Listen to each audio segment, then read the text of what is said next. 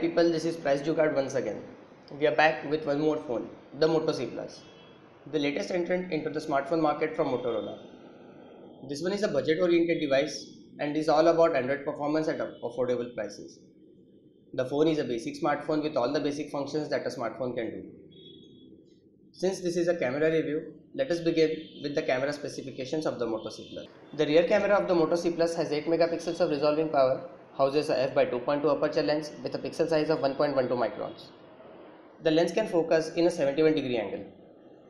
The camera is equipped with multiple features such as autofocus, single LED flash, burst mode, panorama, HDR, beautification, etc. The camera is capable of shooting 720p videos at 30 frames per second. The front camera has a resolving power of just 2 megapixels, has a f/2.8 aperture lens with a pixel size of 1 microns.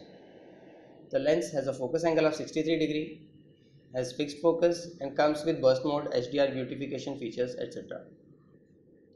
The best thing about the front cam is the presence of a single LED flash. Other than that, there's nothing fancy about the cameras of the Moto C Plus. Let us talk about the user interface. The UI is simple with options for HDR, beautification, etc. right on the screen. There is no manual mode in the camera. Most of the UI is clutter-free. Moto realized that this phone isn't going to be used by photography lovers, so they kept the UI simple. All you need to do is tap the place where you want to focus and the camera will focus right away.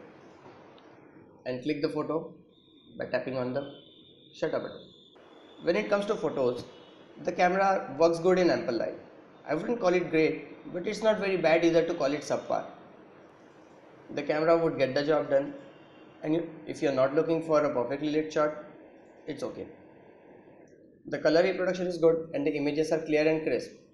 However, I noticed that the device cannot focus onto things very nicely. It took more than 2, sometimes even 10 attempts to get the camera to focus on the right object. So that's a thumbs down from my side. In low light, the quality was very bad without a flash. The amount of noise is simply too much to handle. The photos I took in low light reminded me of the age-old VGA cameras. Indoor shooting, even with the lights on, wasn't much impressive either. Overall, the camera is good only for outdoors, and that too during the day, when there's a lot of sunlight. Coming to the videos, the camera is capable of capturing high-definition videos at 720p resolutions at 30 frames per second.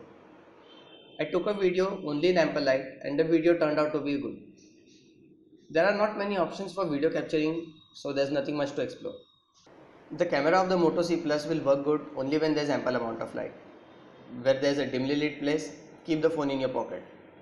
Most of the cameras in mobile phones, especially the ones in price range, are not good for low lights. And the Moto C Plus is a glaring example of this. If you liked our video or have any suggestions, let us know in the comments. To keep receiving more and more updates, subscribe to our channel. Don't forget to like our video. Thanks for watching.